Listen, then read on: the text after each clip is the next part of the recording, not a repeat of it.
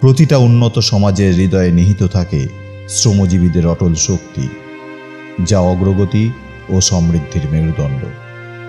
নীরবে পরিশ্রম করা এই ব্যক্তিরা তাদের নিরলস নিষ্ঠা এবং স্থিতিস্থাপকতার মাধ্যমে আমাদের বিশ্বকে আকার দেয়।